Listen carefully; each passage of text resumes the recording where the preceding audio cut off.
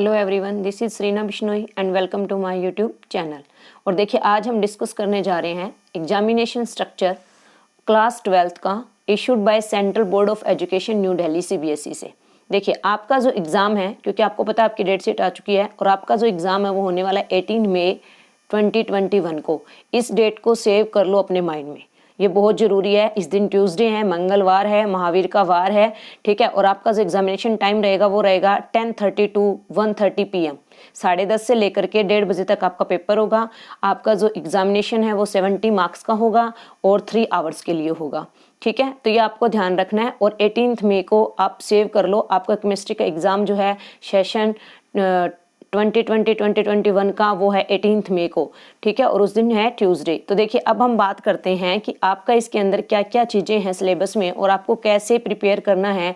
अगर हम बात करें अभी भी, तो आपके पास टाइम है 3 मंथ्स और कुछ डेज, मतलब आप यूँ मान के चलो कि आपके पास 3 महीने पूरे हैं 18 मई तक, ठीक है। तो आपने अगर अभी तक भी कुछ नहीं पढ़ा है और अब भी पढ़ना स्टार्ट करते हो अच्छे से, तो भी आप एग्जाम में टॉप कर सकते हो। देखना, यहाँ पर बात मैं टॉप करने की कह रही हूँ, पास होने की नहीं कह रही। अगर अभी तक भी आपने कुछ नहीं पढ़ा है तो भी आप एग्जाम में ईजिली क्या कर सकते हो, टॉप कर सकते हो, ठीक है। तो अब देखिए, आपके पास जो यहाँ पर आता है कि आपके सिलेबस में क्या क्या है। तो देखिए, आपके पास जो है पहले टोटल यूनिट थी 16, ठीक है, जिसमें से आपकी यूनिट कैंसिल हो चुकी है लास्ट की 2, ठीक है। और एक आपके पास लास्ट की 2 यूनिट जो थी chemistry in everyday life and polymer unit, वो कम्प्लीटली कैंसिल हो चुकी है।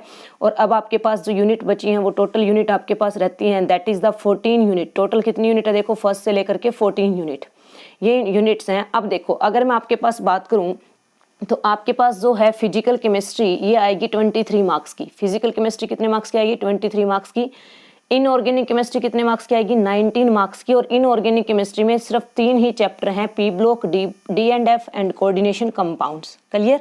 और जो ऑर्गेनिक केमिस्ट्री है वो आएगी 28 मार्क्स की। कितने की आएगी, 28 मार्क्स की। तो ध्यान से देखिएगा कि जो ऑर्गेनिक केमिस्ट्री है वो 28 मार्क्स की आ रही है। इट मीन्स, सिंपल सी बात है कि आपको एग्जाम में सबसे ज़्यादा क्वेश्चन देखने को मिलेंगे, वो किसके मिलेंगे, ऑर्गेनिक केमिस्ट्री के। किसके मिलेंगे, ऑर्गेनिक केमिस्ट्री के। जिससे आप कहते हो कि हमें डर लगता है, लेकिन ऑर्गेनिक केमिस्ट्री बहुत इजी है। तो सबसे ज़्यादा आपको क्वेश्चन किसके देखने को मिलेंगे, ऑर्गेनिक केमिस्ट्री के देखने को मिलेंगे, ठीक है। और आपको पता है कि CBSE ने जो है अपना एग्जामिनेशन पैटर्न भी अब की बार कोविड-19 की वजह से चेंज किया है, और वो CBSE ने अपना सैंपल पेपर साइट पे डाला हुआ है, आप वहाँ से जाकर के अच्छे से देख सकते हो।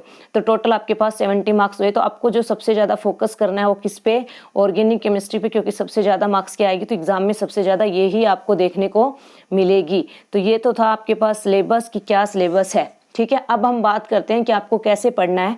और मैं आपको हर चैप्टर के कुछ इंपॉर्टेंट टॉपिक्स बताऊंगी कि अगर आप सिर्फ वो भी करते हो तो आपके बहुत अच्छे मार्क्स आ जाएंगे। देखो, हार्ड वर्क और स्मार्ट वर्क में डिफरेंस होता है। आप स्मार्ट वर्क के साथ साथ हार्ड वर्क कीजिएगा, आप एग्जाम में बहुत अच्छा स्कोर करेंगे। तो मैं आपको हर एक यूनिट के इंपॉर्टेंट टॉपिक्स बताऊंगी, लेकिन आप उन टॉपिक्स को पढ़ने के लिए आपको क्या करना है, उन टॉपिक्स को पढ़ने के लिए आपको कुछ अपने रूल्स बनाने हैं, ठीक है। और रूल्स क्या बनाने हैं, जैसे आप अपना क्या करेंगे, सबसे पहले गोल सेट करना है। आपको क्या सेट करना है, डेली का गोल सेट करना है कि मुझे आज इतनी चीज़ करनी है। Study each and every concept of NCERT, आपको NCERT का हर एक कॉन्सेप्ट पढ़ना है, ठीक है। Prepare notes charts for quick revision, आपको क्या बनाने हैं, नोट्स बनाने हैं, शॉर्ट नोट्स बनाने हैं क्विक रिवीजन के लिए, ताकि जब आप एग्जाम में जाओ तो जल्दी जल्दी उसे देख सको, ठीक है। And focus on revising the topics after the covering the syllabus, आपने जैसे ही सिलेबस कवर कर लिया टॉपिक्स को रिवाइज कीजिए। देखो, रिवीजन बहुत जरूरी है, ऐसे नहीं कहा जाता प्रैक्टिस मेक्स मैन परफेक्ट, ठीक है। And understand the concept for in depth learning, और अगर आपको इन डेप्थ लर्निंग जिस हिसाब से CBSE अपना एग्जामिनेशन देता है तो आपको कॉन्सेप्ट को समझने की जरूरत है। और आपको क्या करने हैं, जो इंपॉर्टेंट पॉइंट है वो आपको क्या है, regularly solve previous year questions and sample papers, आपको इस पे फोकस करना है, previous year questions and sample papers पे, ठीक है। ये आपको सोल्व करने हैं। देखो, मैं आपको 2 चीज़ बता देती हूँ, एक आपको सिलेबस पता होना चाहिए और एक आप प्रीवियस ईयर क्वेश्चंस और सैम्पल पेपर प्रैक्टिस जरूर कीजिएगा। And work on your speed, आपको अपनी स्पीड पर काम करना है, क्योंकि कई बार एग्जाम में होता है कि आप एग्जाम कंप्लीट नहीं कर पाते गिवन टाइम में, ठीक है। तो ये चीज़ तो आपको ध्यान रखनी है, क्या कि डेली का गोल सेट करेंगे कि मुझे इतना काम करना है। क्विक रिवीजन के लिए नोट्स बनाएंगे, फ्लो चार्ट्स बनाएंगे, ठीक है। और आपको क्या करना है, प्रीवियस ईयर क्वेश्चन सोल्व करने और सैम्पल पेपर सोल्व करने, ये मस्ट है, ठीक है। और देखो आपके लिए आप खुद ही पढ़ोगे, चाहे आप किसी भी टीचर से पढ़ो, कहीं भी पढ़ो, लेकिन आपके लिए आपको मेहनत खुद ही करनी है, ठीक है। खुद के लिए खुद ही करना पड़ता है, तो आपको बहुत अच्छे से करना है। Push yourself because no one else is going to do it for you. आपको अपने आप को पुश करना है, आपके लिए कोई और करने वाला नहीं है। और अब देखिए मैं आपको क्या बताती हूँ, अब मैं आपको बताती हूँ टॉपिक्स जो इंपॉर्टेंट है यूनिट वाइज। तो देखिएगा हमारे जो हम टॉपिक की बात करते हैं वो कौन कौन से हैं। तो आ जाइए यहाँ पे, देखो मैंने तीनों फिजिकल, इनऑर्गेनिक और ऑर्गेनिक केमिस्ट्री के बताए हैं। तो देखो अगर हम फिजिकल केमिस्ट्री में बात करें यूनिट 1 में जो मोस्ट इंपॉर्टेंट है उन टॉपिक्स की बात हो रही है। तो यूनिट 1 है आपका सॉलिड स्टेट। कौन सी यूनिट है? Solid state. उसमें आपको डेंसिटी से रिलेटेड सारे न्यूमेरिकल करने हैं, डिफेक्ट्स पढ़ने हैं और डिफरेंस, जैसे क्रिस्टलाइन अमोर्फस सॉलिड में डिफरेंस हो गया, hexagonal close packing, cubic close packing में डिफरेंस हो गया, ठीक है। आपके पास टेट्राहेड्रल वर्ड, ऑक्टाहेड्रल वर्ड में डिफरेंस हो गया, ये करना है।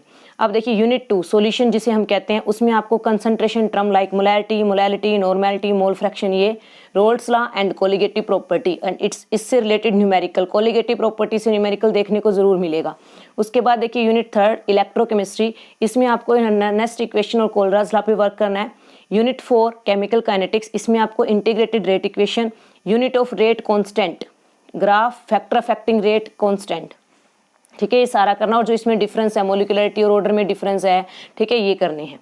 उसके बाद देखिएगा इनऑर्गेनिक केमिस्ट्री में जो आपके पास यूनिट 6 कैंसिल हो चुकी है हमारे पास, ठीक है, जनरल प्रिंसिपल ऑफ आइसोलेशन वाली। तो जो यूनिट 7 है पी ब्लॉक, उसमें आपको क्या करना है, स्ट्रक्चर, हाइड्राइड्स के ऑर्डर, रीजनिंग क्वेश्चंस जितने भी बनते हैं और सारी की सारी एनसीईआरटी की रिएक्शंस मोस्ट इंपॉर्टेंट है। उसके बाद देखिए यूनिट 8 जो D and F block elements है, उसमें आपको क्या पढ़ना है, ट्रांजिशन मेटल्स की properties and lanthanide contraction. Unit 9 में ligands, आईयूपीएससी naming, VBT and CFT. देखिए ये जो मैं आपको बता रही हूँ ना, ये वो हैं जो बहुत ज़्यादा इंपॉर्टेंट है, आपको इन पे फोकस करना है। एंड नेक्स्ट आपके पास आता है व्हाट, ऑर्गेनिक केमिस्ट्री। क्या आती है? Organic chemistry. तो देखिए ऑर्गेनिक केमिस्ट्री में जो आपके पास यूनिट 10 है वो हेलो अल्केन एंड हेलोरिन्स। उसमें आपको क्या पढ़ना है, मार्कोनिक रूल, एमआर का मतलब मार्कोनिक रूल है, anti Markovnikov rule, आईयूपीएससी names, beta elimination reaction, sets of rule, SN1 reaction, SN2 reaction and naming reactions, ठीक है, ये सारे इन पे फोकस करने हैं, बहुत इंपॉर्टेंट है। उसके बाद देखिए जो हेलो अल्केन एंड हेलोरिन है 9 जो आपके पास है, ये बहुत इंपॉर्टेंट है ऑर्गेनिक केमिस्ट्री का। उसके बाद नेक्स्ट देखिएगा यूनिट 11, ठीक है, जो यूनिट 11 आपके पास वो है अल्कोहल, फिनोल एंड ईथर। उससे आपका आएगा Kolbe reaction, Williamson synthesis, Reimer Tiemann reaction, acidic character कौन को कितना ज़्यादा एसिडिक है, क्यों है, एंड ऑक्सीडेशन ऑफ अल्कोहल। उसके बाद आ जाओ यूनिट 12 जो आपके पास है aldehyde, ketone and carboxylic acid. उसमें आपको क्या करना है, Tollens test, reduction, Cannizzaro reaction, cross aldol, self aldol, HVZ, Etard reaction, Gattermann Koch और एनसीईआरटी कन्वर्जन, सारी की सारी एनसीईआरटी कन्वर्जन मस्ट है। And then unit 13 basic strength, amines वाली यूनिट है ये, बेसिक स्ट्रेंथ। और HBD का मतलब है यहाँ पर होफमान bromamide degradation reaction, carbyl amine और गैब्रियल थैलेमाइड सिंथेसिस। और यूनिट 14 में आपको क्या करना है, यूनिट 14 में जो आपके पास है बायोमोलिक्यूल्स, ग्लूकोज और फ्रक्टोज की जो स्ट्रक्चर हैं वो करने हैं, ग्लूकोज की जो रिएक्शंस है ओपन चेन स्ट्रक्चर्स को जो साइक्लिक में गया वहाँ पर वो रिएक्शन करनी है, एंड डीनेचुरेशन ऑफ प्रोटीन, ये टॉपिक करना है। ये कुछ वो सिलेक्टेड टॉपिक्स थे जो मोस्ट इम्पोर्टेंट थे। अगर मैं बात करूं हर एक यूनिट के, तो हर एक यूनिट के मैंने आपको इम्पोर्टेंट टॉपिक्स बता दिए हैं। आपको इन टॉपिक पे फोकस करना है और आपको अच्छे से पढ़ना है। और अगर आपको ये हेल्पफुल लगी हो तो मेरे चैनल को सब्सक्राइब कीजिए, मेरी वीडियो को लाइक कीजिए, एंड थैंक यू।